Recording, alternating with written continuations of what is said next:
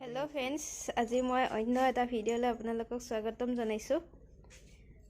আজি মই বেলেগ এটা ৰেচিপি লৈ আপোনালোকৰ ওচৰলৈ আহিছো। এয়া মই বন্ধাকবি আৰু গাজৰ কাটি লৈছো।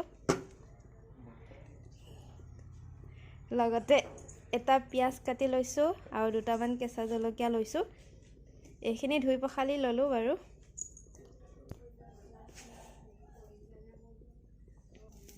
আৰু এইখিনি হল চাউ এটো দোকানৰ পৰা লৈ আহিছো এনেকুৱা চাউ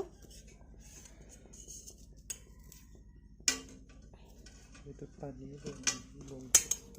আৰু এফালে কেৰাহী বহাই থৈছো।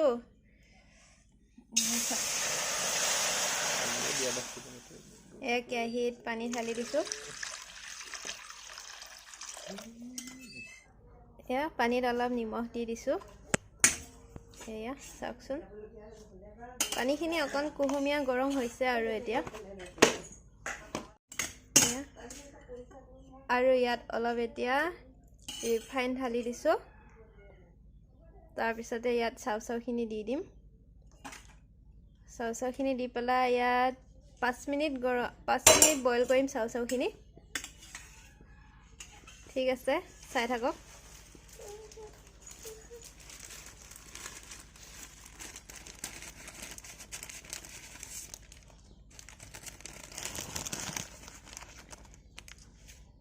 এয়া দেখিছেনে ইয়াতে চাউখিনি দি দিছো।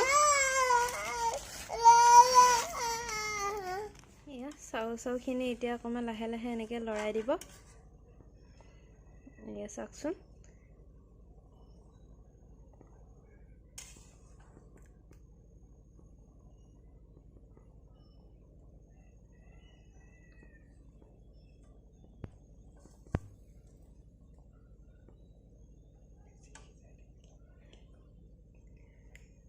পাঁচ মিনিট সিজালে হ'ব। বেছিকে সিজাই নেপেলাব। বেছিকে সিজাই দিলে নহলে চাউখিনি ভাজিবলৈ অসুবিধা হ'ব।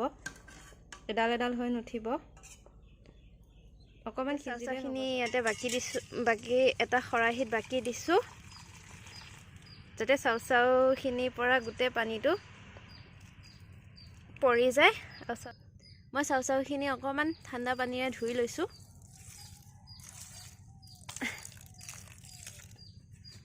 যাতে বনাবলৈ সুবিধা হয়।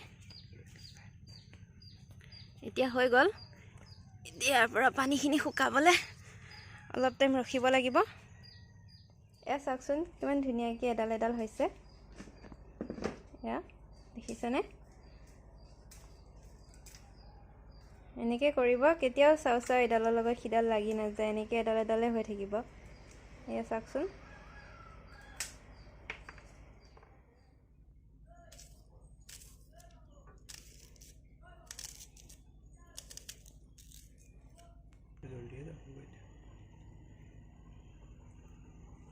ৰিফাইন অলপ দি দিছো কেৰাহীত।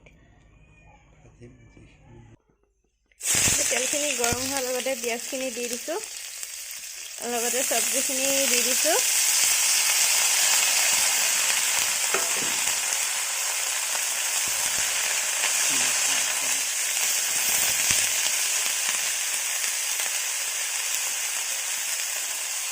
অলপ নিমখ দিলো।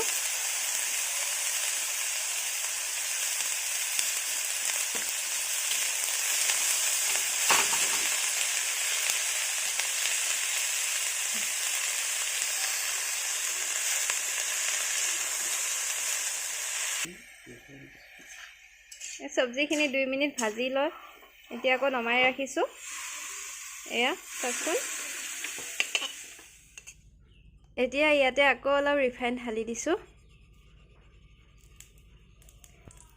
এয়া চাওকচোন ধৰিব পাৰিছেনে? ৰিফাইনখিনি অকমান গৰম হ'বলৈ দিছো।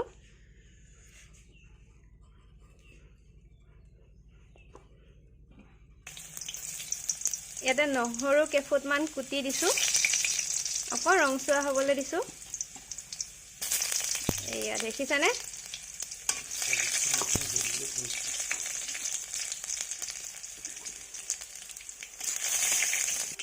এতিয়া চাউখিনি ইয়াতে দি দিছো।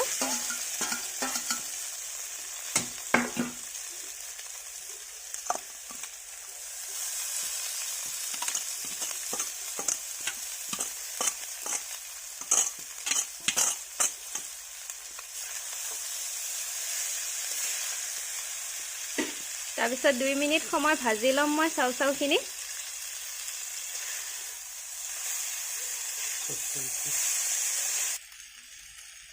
ইয়াতে অলপ সয়া সস ঢালি দিছো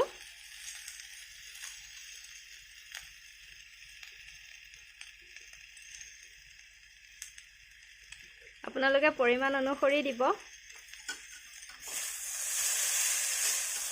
আকৌ লৰাই দিছো ইয়াতে সবজিখিনি দি দিলো দি পেলাই অকমান লৰাই লৈছো